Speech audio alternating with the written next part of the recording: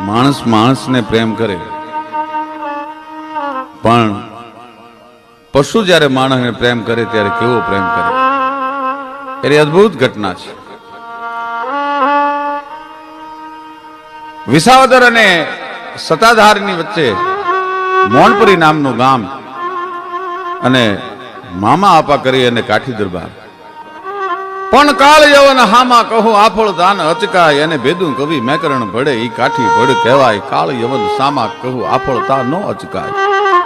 મહાકાળના જડમાં ચાલીને ઉભા રાખી દઈ શકે, અને એક જો કદાચ હાથીના કુંભાથલની મેલ પર કોણી મારી હોય તો હાથીના કુંભાથલને તોડી નાખે, અને લોઢાની હાંકળને તણખનાની જેમ તોડી નાખે. તૃણ જેમ લંગરા બંધ ત્રોડ મદ જરા કંદ નાખે બરોડ. એવા કાઠી કુળમાં આપો મામો મોણપરીના અડધ ભાગદારમાં એકલા, અને 2-5 ભાયાતું બીજા. પણ આપાની સંતાનમાં એક હોમબાઈ દીકરી છે, બીજું કઈ છે નહીં. એટલે ભાયાતોની નજર આપો એકલા અડધું ગામ ભોગવે એના પર નજર છે. પણ આપાને આમ તો પહોંચી શકાય એવું છે નહીં. કરવું શું?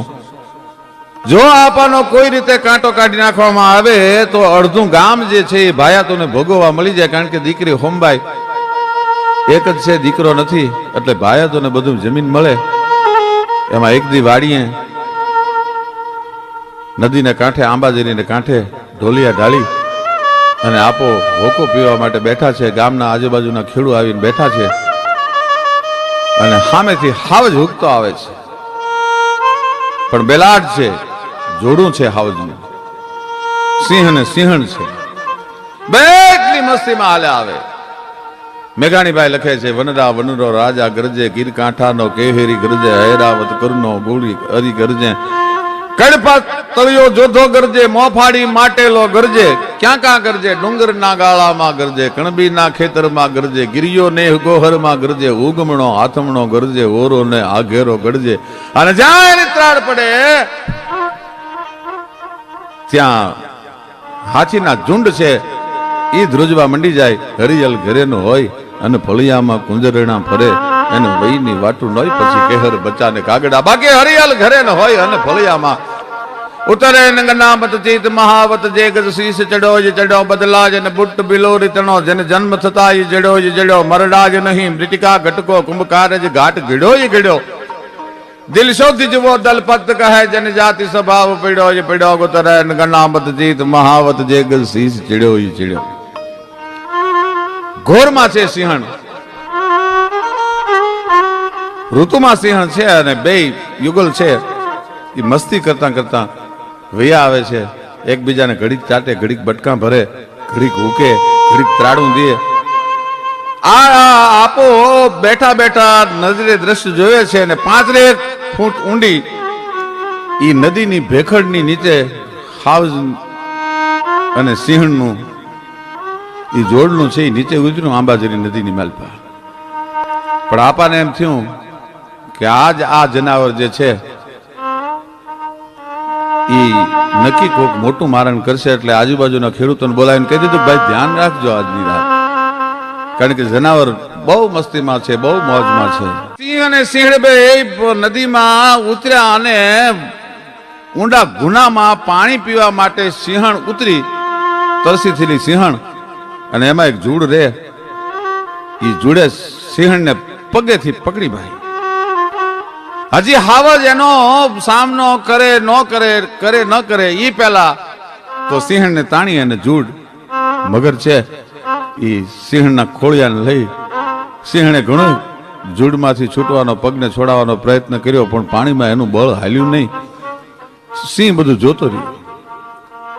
નજરની સામે પોતાની પ્રીતમાને લઈ જતા મગરને, જૂડને એને નજરો નજર જોયું, પણ પાણીમાં એની કારી ફાવી નહીં.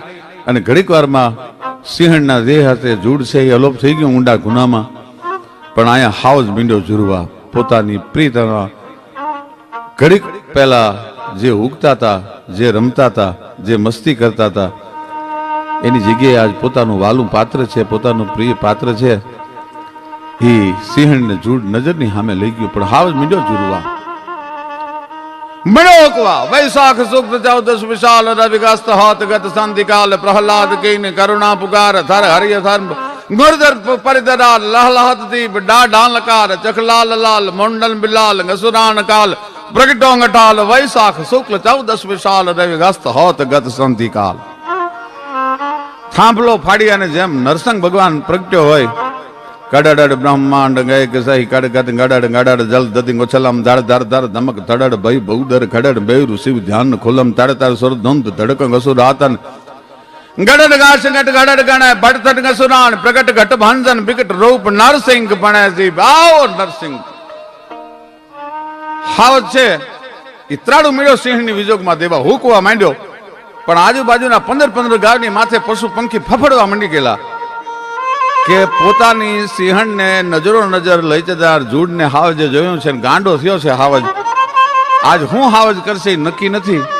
અને આપો મામો કાઠી દરબાર એ માણસોની ઉપર ભેખડ ઉપર ઉભા ઉભા બધું દ્રશ્ય નજરે જોવે છે. હાવજ મીંડો ઝુરવા, સિંહણના વિજોગમાં ઝુરવા મીંડ્યો. એક દી એક રાત પણ ત્યાંથી હટતો નથી. ગોઠણ ગોઠણ હામાં પાણીમાં ઉભો ઉભો આંખમાંથી આહુડા પાડે અને હુકતો જાય, ત્રાડું દેતો જાય. સિંહણના વિજોગમાં આજ સિંહ ઝૂરે છે. અને આ બધું દ્રશ્ય રાત દી ઉજાગરો કરી અને આપો મામો અને માણસો ઉભા ઉભા જોવે છે. હાવજ કરશે શું હવે? એમાં 3 દિવસ ભૂખ્યો ને તરસ્યો હાવજ છે પાણીમાં એમ નામ ઉભો રહ્યો, જૂડની રાહ જોઈને. મારી નજરની સામે મારી પ્રીતમાને લઈ જાય. અને ભાઈ ત્રીજે દિવસે એ મગર છે એ હાવજને ગોઠણ પાણીમાં ઉભેલો જોયો અને મગર ઉપર આવ્યું. પણ જેવું મગર ઉપર આવ્યું એટલે હાવજે પંજાનો ઘા કરી અને જૂડ મગર છે એ હાવજના પંજાને પકડવા જાય એ પેલા એક છપાટે મગરને પછાડી મોઢેથી દાંતમાં ભરાવી અને નદીની ભેખડની પાસે 10 ફૂટ એમ કહેવાય છે ગુલાળીને ઘા કરી નાખ્યો અને પોતાના પંજાથી મગરને ચીરી નાખ્યો. પણ ગુનામાંથી મોટા મગરને બહાર કાઢવામાં હાવજને જે બળ થયેલું, જે પોતે જોર કરેલું, એમાં એની આંખોના 2 રતન બારા નીકળી ગયા. ને આપો સાબાસ હાદુળા, સાબાસ વનરાજ, સાબાસ કેસરી. બાપ વનરાજ તો આને કહેવાય. વાહ વનરાજ, વાહ વનરાજ, સાબાસ વનરાજ. આપો ભલકારા દે છે. અને હાવજને પોતાની સિંહણને મારવાનું વેર લઈ લીધાનો હરખ, એમાં આંખોના રતન બાર નીકળી ગયા. એ હાવજને ખબર નથી રહી, પણ પછી આંખોના રતન બાર નીકળી ગયા, મગરને મારી નાખ્યું છે. અને ધીરે ધીરે વેદના થવા માંડીને હાવજ બેહી ગયો. આપા ભલાઈ જોયું, સાબાસ પ્રેમ, આનું નામ પ્રેમ કહેવાય. આપો નદીની ભેખડ ઉતરવા માંડ્યા. ગામના માણસો રોકે છે કે આપા કાળની હામાં ડગલા ન ભરાય, કે કાળની હામાં ડગલા ભરે. આ તો વનરાજ છે ભલા માણસ. જોયું નહીં? દુનિયાનો કોઈ પુરુષ એની પત્નીની સામે વેર લેવા માટે આટલું જોર ન કરે. એ હાવજે વનરાજે જોર કરીને પોતાના આંખોના રતન કાઢી નાખ્યા. બાપ આપણે એનો ઉપચાર કરવો જોઈએ. ડગલા માંડ્યા આપાએ ધીરા ધીરા ધીરા ધીરા ધીરા ધીરા અને ભલકારા દેતા આવે. સાબાસ હાદુલા, સાબાસ વનરાજ, ખમા બાપ. વીર તો આવાજ હોય ને, સુરવીર તો આવાજ હોય ને. આનું નામ વનનો રાજા કહેવાય.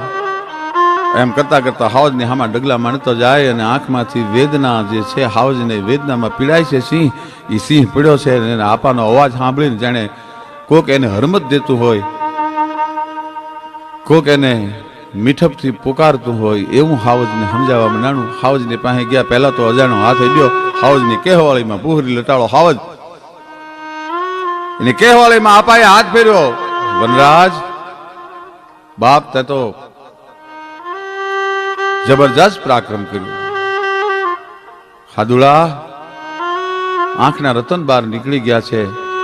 તું વનનો રાજા કહેવા અને હું કાઠીનો દીકરો, તારી દવા ન કરું.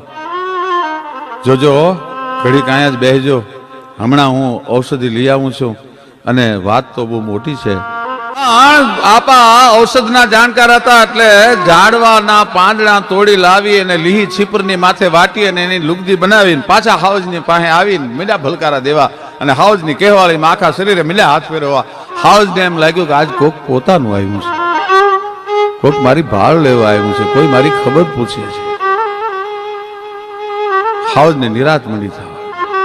જોજો હો હાદુલા, થોડુંક વહમું લાગશે પણ ઘડીક બાપ જોરાવરને વહમાં ન લાગે, ઘડીક અછરા થતા નહીં હો. એમ કહીને હાવજના બે રતન આંખોના ગોખલામાં ગોઠવી દીધા અપાઈએ અને વનસ્પતિના ઔષધની જે લુગદી બનાવી હતી બે આંખોની માથે બાંધીને પોતાની પાઘડીનો લીરો ફાડી અને હાવજની આંખોની માથે પાટો બાંધી દીધો. હાવજને સમજાણું કે મારી કોઈક દવા કરવા આવ્યું છે, મારી કોઈક ચાકરી કરવા આવ્યું છે, મારી કોઈક ભાળ લે છે, મારી કોઈક સંભાળ લે છે. સ્પર્શની પણ એક ભાષા હોય છે. હાવજને આપાનો સ્પર્શ વાલો મીંડો લાગે. બેક દી બે દી અને આપાએ કીધું કે વનરાજ બાપ તમને પૂજે નહીં ત્યાં સુધી કાંઈ મારે થોડું ઘોગડામાં નદીના કાંઠે પીડ્યું રહેવાય. હવે હાલો આપણા મહેમાન બનો, આપણી ડેલીએ હાલો. અને સાહેબ સૌરાષ્ટ્રની વાર્તાઓમાં અદ્ભુત વાર્તા છે. સાવજનો સ્નેહ કોને કહેવાય, પ્રેમ કોને કહેવાય. ઈ જાણે વનરાજ આપાની ભાષાને સમજી ગયો એમ આપાની પાછળ પાછળ મીંડો હાલવા ડેલી આવ્યો એટલે હંભાઈ દીકરી કીધું કે બાપુ આ શું, આ તો હાવજ છે. હા મારા બાપ અંબાઈ, નરસંગ આપણો મહેમાન છે, આ એના માટે ધડકની ઢાળી દો અને મારો ઢોલિયો એની પડખે ઢળાવો. સાહેબ હાવજની પડખે આપાએ ઢોલિયો ઢાળ્યો. ધડકલી હોનબાઈએ પાથરી આઈ કાઠીની દીકરી હતી. નિજ પોત સોતે બાલ પાલ ને મેરે ગુનાથ કે ગાજન ગાવતી थी कही ज्ञान गीता समझ आवती थी भाई मौत का साव भुलावती थी. ई घर अंबिका थी राने रन कालका थी सोई हिंद की राजपूतानिया थी एक क्षत्रियाणी. हावज ने खबर पड़ी कि धड़कली ની માથે બેહી ગયો હાવજ. એ 8 દિવસ સુધી આપાએ હાવજની ચાકરી કરી. ગામના ભરવાડું માલઢોર વાળાને કહી દીધું કે ભાઈ નરસંગ હાવજ આપણો મહેમાન છે એટલે આપણું ખાણું તો ખાય નહીં પણ રોજ ઘેટા બકરા છે એ હાવજના મારણ માટે તમે મોકલજો. આપણા મહેમાનને આપણે હાંચવો પડે, આપણો અતિથિ છે એને એવી રીતે હાંચવો પડે. પણ હાવજને આપા વગર પછી તો ઘડી કે હાલતું નથી. બીજા 8 દી ગયા માથેથી આપાએ પાટો છેડ્યો અને પોતાના જીવનદાતાને નજરની સામે હાવજે સિંહે પહેલી વાર જોયો ને મીંડ્યો પગમાં અળોટવા. આપાનો આભાર માનતો એમ સિંહ છે એ આપાના પગના તળિયા મીંડ્યો છાંટવા. પણ પછી બીજા 8 દિવસ સાવજને ત્યાં રાખ્યો છે અને આપાએ કીધું વનરાજ હવે આપણે ગામના માલઢોરના માલધારીઓને હેરાન ન કરાય. તમે તો વનના રાજા છો, તમે તમારું જાતે મારણ ગોતી લેજો. એક દિવસ મારણ ન આપ્યું હાવજ સમજી ગયો કે હવે મારે વગડામાં જવાનું છે. આપાની વંડી ઠેકીને રાતે હાવજ નીકળી જાય, મારણ કરી અને પાછો વંડી ઠેકીને આવી જાય અને આપાના ઢોલિયાની પડખે આવીને હાવજ બેસી જાય, હાવજ હુઈ જાય. પછી તો જ્યાં આપો જાય ત્યાં હાવજ જાય છે, જ્યાં આપો રે ત્યાં હાવજ રે છે. ગામમાં કોઈને કંદડતો નથી, ગામમાં કોઈને હેરાનગતિ કરતો નથી અને મોણપરીના સીમાડામાં કોઈ મારણ કરતો નથી. પશુધન અને ગામના માણસો નિર્ભય થઈ ગયા છે. પણ ભાયાતુના પેટમાં તેલ રેડાણું છે કે હાવજ હોય ત્યાં સુધી હવે આપાને મારી નહીં શકાય. હવે કરવું શું?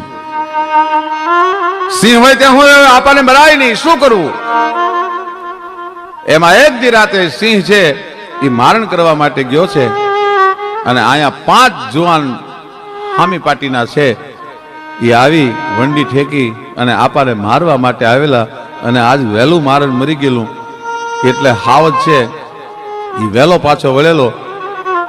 આપાની માથે 4 માણસો ઘા કરવા માટે તરવારો આમ કરી કોટીમાંથી છૂટી કરેલી. એ છૂટી કરેલી તરવાર હજી આપાને માથા પડી. હાવજે જોઈ લીધું કે આ દુશ્મનો છે આપાના. પણ ત્યાં તો મીંડો હુકવા ભાઈ,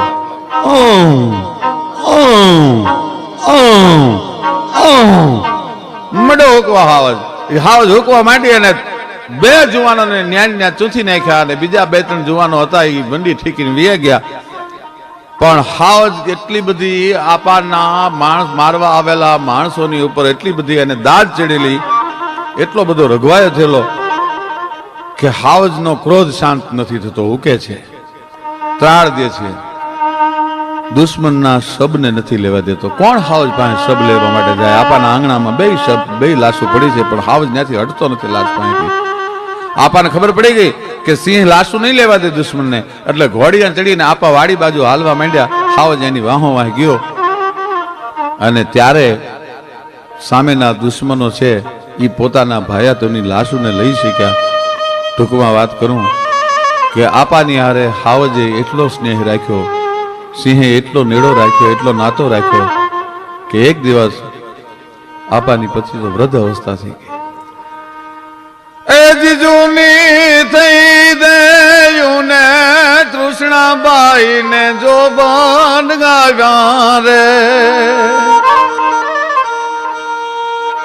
વૃદ્ધ શરીર થઈ ગયું આપાનું. દ્રગ દ્રગ નહીં તેજ દેખ જબ ડગ મગ ભગ ભગ મગ મગ ગલગ બરમ જગ જગ મુખ દંત બચન જગ ભગ ભગ અંગન જમ અનુચર લગભગ જગરમ. તલ તલ की खबर ले हरि भूतल चल सत पंथ जन्म सुधरै झटपट मन चैत कपट तज खटपट काल नफट सिर झपट करे. द्रग द्रग नहीं तेज देख जब डगमग गंड पग पग मग मग गलग बरम जग जग मुख दंत बचन जब भग भग. આપાને જમના તેડા આવવાની રાહ આપો મળ્યા છે. હાવજ હોશિયાળો થઈ ગયો. આપા ખાટલે પડ્યા, ખાટલેથી ઉભા નથી થઈ એકતા. વનરાજની કહેવાળીમાં હાથ ફેરીને કહે છે, બાપ જે જન્મ્યા હોય એને જમના તેડા આવે, એક દી જાઉં તો બધાને પડે, પણ જોજો હો મારા બાપ, હું આ ખોળિયું ખાલી કરું પછી આ ગામને કોઈને હેરાન કરીને મારું મોત ન બગાડતા. અને હાવજ રહ આહુડે જાણે આપાની વાતો સમજતો હોય, હાવજને ખબર પડી ગઈ હોય કે આપાનું મોત નજીક આવી ગયું છે, એટલે આંખમાંથી આહુડાની સિંહને ધારો મંડી થવા 3 દિવસ સુધી મારણ કરવા માટે હાવજ ન ગયો. 3 દિવસ સુધી સાવજ મારણ કરવા માટે ન ગયો. આપાના ઢોલિયા પાસે બેઠા બેઠા આહુડા પાડતો, ધીમા ધીમા અવાજે ઉગતો ઉગતો, કણસતો કણસતો, જાણે એને વેદના થતી હોય કે મારો કોક પ્રિય સ્વજન છે, મારું કોક નજીકનું હગું છે, એ આ દુનિયા છોડીને વયું જવાનું છે. ચોથા દિવસે આપાએ ખોળિયું ખાલી કર્યું, શમશાન સુધી બધાય વળાવા ગયા. હાવજ પણ ઓશિયાળો થઈ અને શમશાન સુધી ગયો. ગામના માણસો આપાને અગ્નિદાહ દઈને પાછા વળ્યા, પણ કે છે કે આપાના ચિતાનો અગ્નિ ન ઠર્યો ત્યાં સુધી હાવજે શમશાન નહોતું છોડ્યું. અને છેલ્લી વાર આપાની ચેની માથે હૂકી અને હાવજ જંગલમાં જાતો રહ્યો. પછી આજથી સુધી કોઈ મૌણપરીમાં હાવજ દેખાણો નથી. આપાની હારે ભાઈબંધી સાવજે આવી રાખી. આનું નામ સ્નેહ કહેવાય. આ હાવજનો સ્નેહ, આ અમર વાર્તા મેઘાણી